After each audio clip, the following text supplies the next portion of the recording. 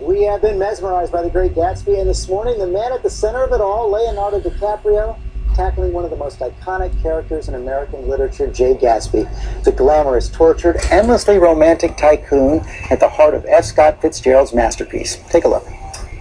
I've gotten all these things for her. I've gotten all these things for her. Now she just wants to run away. She wants to leave that. Jay, you can't repeat the past. Can't repeat the past? No. Why, of course you can. Of course you can. And with that, we welcome back Leonardo DiCaprio. Thanks for coming back. Thank you. Glad to be So do you believe that? Of course you can.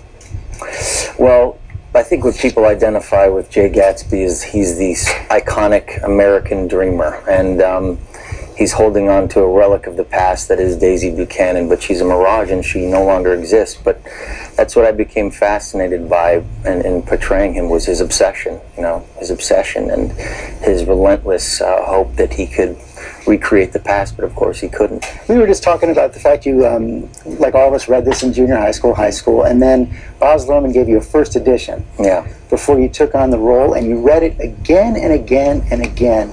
And when you go back to it as an adult, what did you get from the story? Well, I read it in junior high school, and it made sense to me, and it was, in my mind, a sort of traditional love story at the time period, and it was representative of the Roaring '20s, and I kind of tapped into Gatsby's obsession, but Baz handed me a first edition copy and said, I want to rediscover this novel, and I want to put it up on film, and I want you to reread it.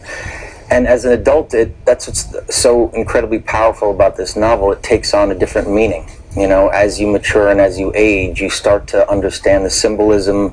It's really an existential novel. It's really, one of those books that is not only, it's woven into the fabric of America. And here at the centers, you have this man that creates himself according to his own imagination in the 1920s in a place like America where everything was possible. And Baz Luhrmann creates that world in such a spectacular way. Yes, he does. He really made the 1920s roar in this film.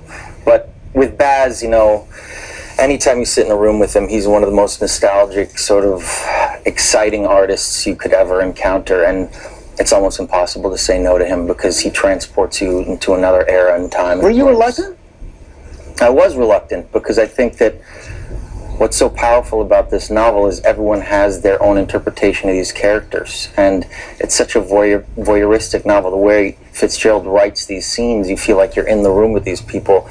So I feel like everyone has their own intimate understanding and relationship with these characters. Especially in 3D as well. And does that change when you're acting? Do you adjust your performance knowing it's going to be in 3D? Oh, no. Never. But, we really attempted this like a theater production. I mean, the last plaza sequence, which is 10 minutes long in the movie, which is the final climax of the novel. The fight. Yeah, the big fight at the end.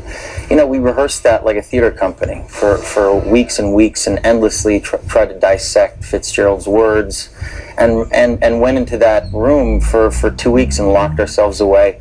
But the great thing about 3D that I think is so surprising in this film is that it gives you that ability to immerse yourself in the room. You understand the palpable tension between the characters. No question about that. You feel the heat of the room that Fitzgerald so describes, and it just adds another layer of what it's like to be the reader and feel like you're in the room with these people. That is absolutely true, and you can feel all that intensity. Now, we only have about a minute left. Before you go, I want to ask you about this.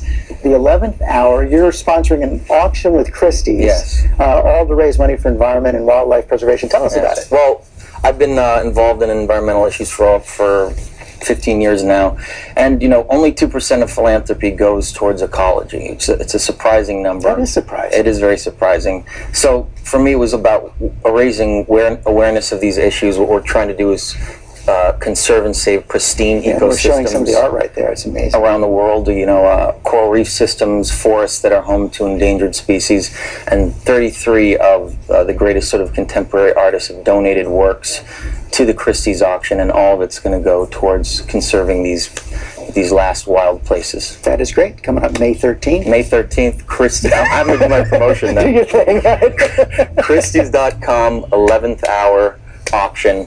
Check it out online and sign up to bid, and there's going to be some unbelievable work. And check out The Great Gatsby this Friday.